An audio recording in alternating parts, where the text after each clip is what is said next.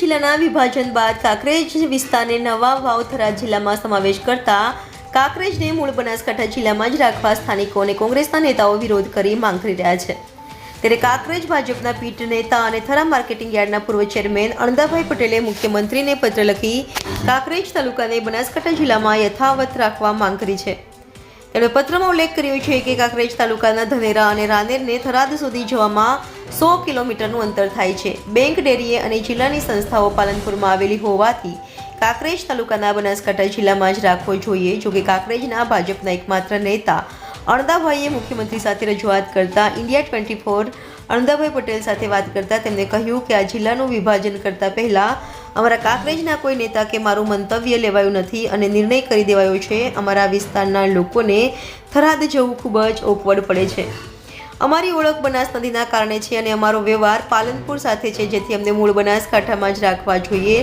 લોકોમાં આક્રોશ છે, જેથી મેં મુખ્યમંત્રીને પત્ર લખ્યો છે તો ગૃહમંત્રી અમિત શાહ અને પ્રધાનમંત્રીને પણ રજૂઆત કરી છે। આ કોઈ રાજકીય રીતે ન જોઈ બીજા ભાજપના આગેવાનોએ પણ આગળ આવવું જોઈએ। જો અમને બનાસકાંઠામાં યથાવત ન રાખે તો પાટણ જિલ્લામાં સમાવેશ કરે, પણ અમારે થરાદમાં જવું નથી।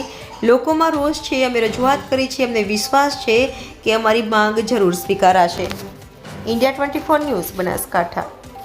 અને ભારતીય જનતા પાર્ટીના કોઈ નેતાઓને વિશ્વાસમાં લેવામાં આવ્યા હતા કે બનાસકાંઠાના જે 2 જિલ્લા બનાવવામાં આવ્યા છે વહીવટી માટે, એમાં મને કોઈ પૂછવામાં આવ્યું નથી કે મારો કોઈ રાય લેવામાં આવી નથી, પણ કદાચ બીજા કોઈ કાર્યકર્તાઓની રાય લીધી હોય તો મને પણ ખબર નથી।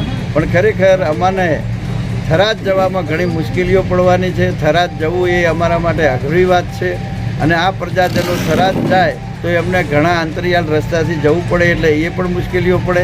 અહીંયા અમે હાઈવે ઉપર અમારું છે, થરાથી જઈએ તો સીધો અમારે હાઈવે મળે છે છેક પાલનપુર સુધી, એટલે એ પણ લાભ છે। જિલ્લાની સંસ્થાઓ પણ પાલનપુરમાં આવેલી છે, બધી જ બનાસ ડેરી હોય, બનાસ બેંક હોય, બનાસ સંઘ હોય, બનાસ સહકારી સંઘ હોય, આ રીતે અનેક સંસ્થાઓ જિલ્લાની ત્યાં જોડાયેલી છે। એ જવામાં પણ અમને થરાદ જવા તો અમારે આની પણ મુશ્કેલીઓ પડે, એટલે અમારે બનાસ નદી અમારે ત્યાંથી વહી રહી છે, બનાસ માતા સાથે અમે જોડાયેલા છીએ, તો બનાસે અમને સુખી અને સમૃદ્ધ આજ સુધી બનાવ્યા છે। બનાસની નદીના પટમાં અમે સૌ નાના મોટા રમ્યા છીએ, ખેલ્યા છીએ અને બનાસવાસી તરીકે અમે ઓળખાઈએ છીએ, તો બનાસની ઓળખ અમારી ના મટે એના માટે પણ અમને બનાસકાંઠા જિલ્લા સાથે કોંગ્રેસનો સમાવેશ કરવો જોઈએ એવી અમારી મુખ્યમંત્રી સાહેબને અને અમારા નેતાગણને વિનંતી છે।